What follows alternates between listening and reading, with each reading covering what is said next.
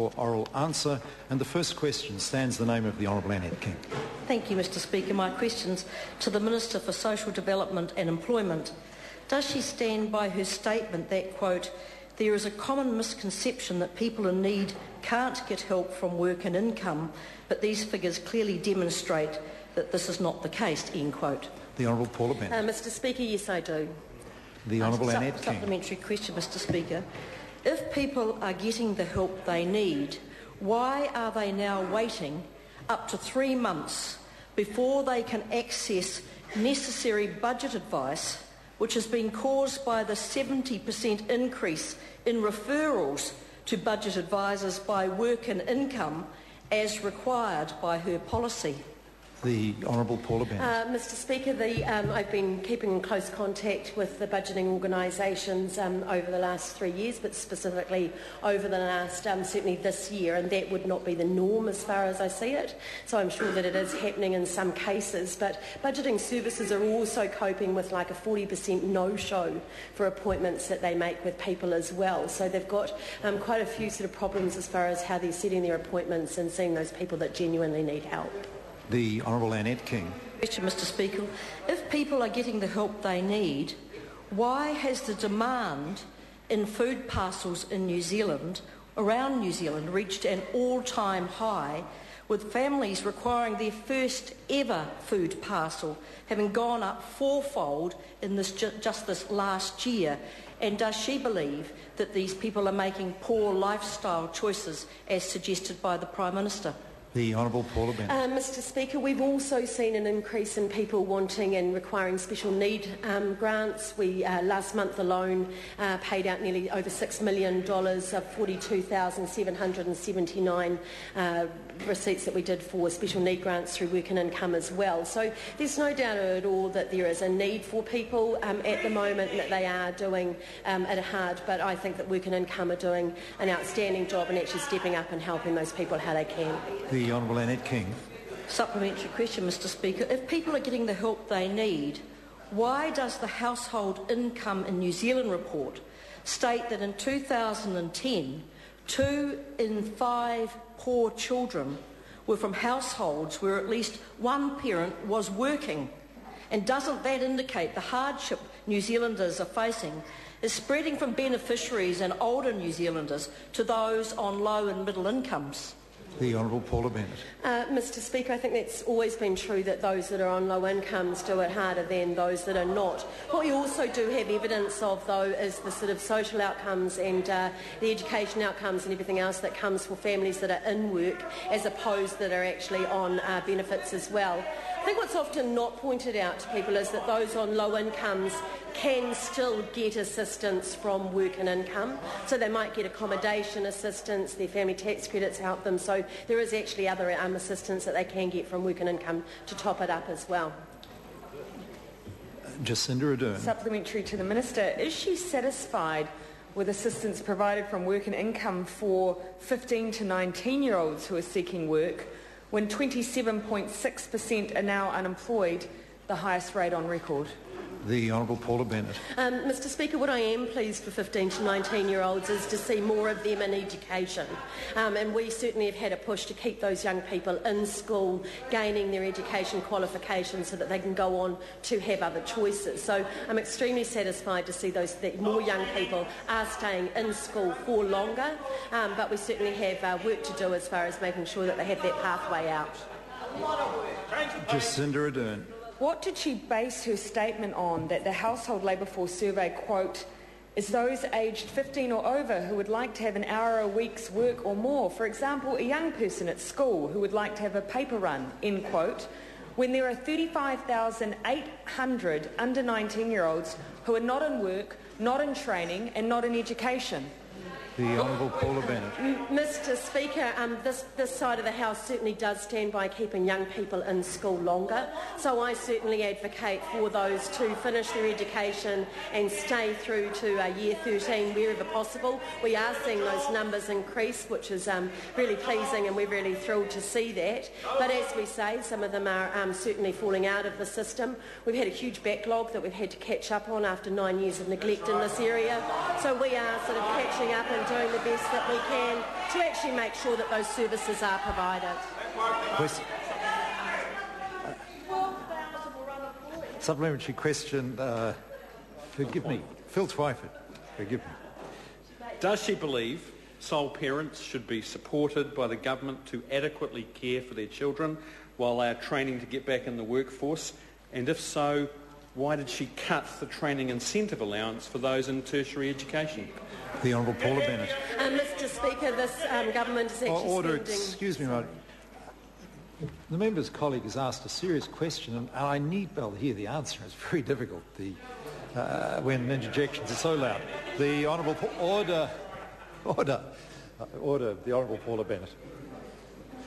Mr Speaker, this government is actually spending more on support and training for sole parents than has been spent in certainly the last 12 years alone. What we needed to look at is that unfortunately a very high percentage of those that are sole parents not actually even achieving their school qualifications or getting that first step on the rung of the ladder.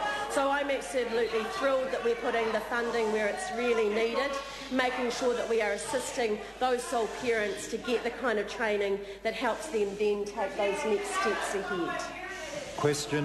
Supplementary question, Phil Twyford. Is she aware that the $8.7 million over 5 years cut from the training incentive allowance will affect 4,500 people every year, people who are training to get more skills so they can get off the benefit?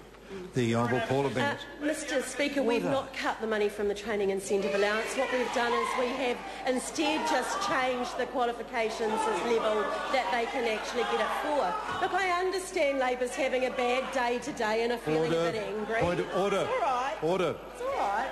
Order. Point of order, Chris Tremaine. To interrupt the Minister, but there's a member from across the other chamber shouting out the word liar. It is unnecessary. It is totally untrue. She should not be saying that. Can you ask her to withdraw, please? The objection, all I heard was a totally unacceptable barrage of noise. Now, it just sounds awful. I don't know how members think it sounds to the public or looks on television, but it does us no service in this place at all. Now, I didn't hear the particular offence. A member has taken offence to it. If a member owns up to having said that, I would ask the member to stand, withdraw and apologise for having made that interjection. If a member doesn't, I can't do anything about it because I did not hear that particular. The overall noise level was so high. Now, order. I'm dealing with the matter, and if a member doesn't feel the need to do it, then I'm going to let the matter lie there. Point of order, Chris Tremaine. Order. A point of order is being dealt with. And I say to the National Party backbench that if they want the matter dealt with, they will not carry on like that. Chris Tremaine. Mr Speaker, the member was Carmel Cipollone, who shouted it across the floor, not once, but on a number of occasions, and I ask you to bring this matter, because I certainly took offence to the matter. Offence has been taken. I ask Carmel Cipollone to stand, withdraw and apologise for accusing a member of being a liar. Unless if the member says she did not say that, I'll accept her word. Is the member claiming she did not say that? I said it, Mr Speaker. Well, if the member said it, she will in all seriousness now apologise to this House and withdraw that remark. Mr Speaker, I'd rather leave the House than apologise for that statement. Now, the member will do what the Speaker requires. The member will either get to her feet, withdraw her comment and apologise, or I will name her. Reluctantly, I withdraw and apologise, Order. Mr Speaker. Order. Now, the member is running grave danger of being named. The member will now get to her feet with dignity, as required in this House. I will not have this place treated with contempt by that member. She'll get to her feet, withdraw her comment and apologise with no other words, or I will name her. Carmel Cipollone. Mr Speaker, I withdraw and apologise. I thank the member. Question number 2 of supplementary question, the Honourable Trevor Mallard. How can the Minister possibly tell this House that she has cut for a large group of young people and some older people the TIA, but that's not a cut. The Honourable Paula Bennett. Mr Speaker, what's happened is we changed the criteria. So we had huge concerns. Well, wake up, it was done more than 2 years ago. So what we did was change the criteria because we had so many concerns for those women in particular who were not even achieving to a level 2 of attainment and education attainment. And I am proud to say that we are putting more money into supporting those people and those women into work, into training, and I'm proud of that record. Supplementary question, the Honourable Trevor Mallard. Before I call the member, there's no way I can assist members if the Minister doesn't answer the question because I can't possibly hear it. So I just say to members, it is one of their colleagues asking these questions, and it's discourteous to their own colleague to make such a high level of interjection. The Honourable Trevor Mallard, supplementary question. Mr Speaker, how can she justify cutting the very benefit that allowed her to get her qualifications, and how can that not be characterised as hypocritical? Order. No, there's a long practice in this place that members can't be accused of being hypocritical, and to allude to it that way I think is an unreasonable construction. I accept that it's a little different from directly accusing the member of being hypocritical, but I think I invite the member to reword that question to avoid that possible slight on the Minister. I invite the member to reword his question. Supplementary question. In light of the fact that the member used the TIA to get her qualification, can she elucidate to the House whether in the same circumstances she would be eligible now, or is it just another case of pulling the ladder up after she's climbed out and off the benefit? The point of order, the Honourable Chris Finlayson. Order. A point of order has been called. The Honourable Chris Finlayson. Mr Speaker, the Minister is not responsible for the policies of an earlier administration, which is a fundamental limb of the first part of that Annette question. I'll hear the Honourable Trevor Mallard briefly. Mr Speaker, she is absolutely responsible for the policy change which changed it from the criteria that she took advantage of in the past. Order. If I recollect the question correctly, it asked whether the Minister would have qualified given the criteria she has changed. And so it is not whether she would have qualified under the previous previous government's administration. It's would she have qualified given the changes made by the Minister herself. And on that basis, I believe the question should not be ruled out on the grounds that the acting Leader of the House has raised. I believe I should allow the question. The Honourable Paula Bennett. Mr Speaker, we are looking at a very different education system and tertiary system now than we were in 1994. And the opposite side may not think that things have changed. Order. I apologise to the Minister. Now, either the Labor Party takes the questions of its colleague seriously or it doesn't. And I have just treated the question with some seriousness. The acting Leader of the House argued it was out of order. I did not take that advice. I allowed the question. Maybe I made a mistake. If Labor thinks the question is so worthless as to keep interjecting like that, maybe I did make a mistake. But I made the decision, and I've asked the Minister to answer the question, and I think it should be treated with some respect. The Honourable Paula Bennett. So, Mr Speaker, my point is that things have changed since 1994.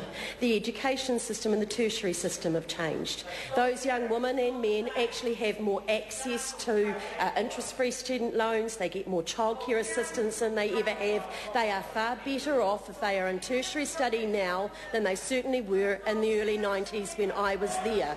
So that member may not think that times have changed in the 30 years or whatever it is since he was in tertiary training, but actually it has. So if one went back 40 years and said they would never ever make a change to a system as a minister because of something they did or did not get, then what a ridiculous position that would be in. So that is the situation as it stands. Point of order. Point of order. The Honourable Trevor Mallard. Mr. Speaker, it was a long answer. It was commendable for the information it gave, but it did not tell us